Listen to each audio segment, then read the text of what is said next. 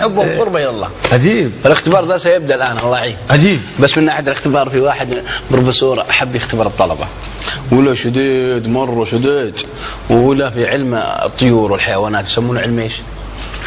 طبيعة. علم الطبيعه ابو عمر ايش يسمونه؟ لا ايوه ما شاء الله احياء. واختبرهم قال شوف اخر السنه علم الاحياء اي في الجامعه ترى اخر السنه ماني مختبركم الا في الطيور، كل شيء يخص الطيور احرصوا عليه. واحد ما شاء الله ممتاز ومرتبه الشرف ماخذ بالمرحله الاولى الثانيه والثالثه وحب يتخرج بمرتبه الشرف وصار يجمع كتب ايش؟ الطيور. ان جاء لمصر راح معرض الكتاب ياخذ كتب ايش؟ الطيور. ان راح الامارات وراح لدبي معرض الكتاب ياخذ طيور ايش؟ كلش.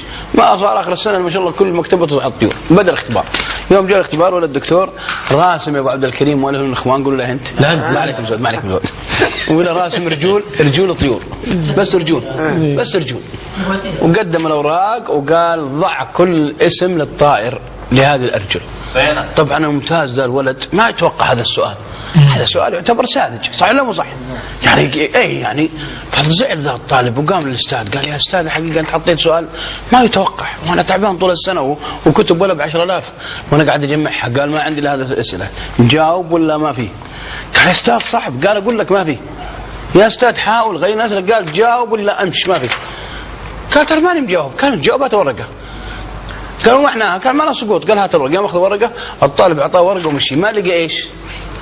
ما لقى اسم الطالب. فقال تعال يا ولد حط اسمك. قال تعرف اسمي؟ قال شوف رجولي. واحده ودوب زاويه واحده ايش؟ قال شوف رجولي تعرف اسمي. صح ما مذكرين؟ فانا اقول اختبار الحمد لله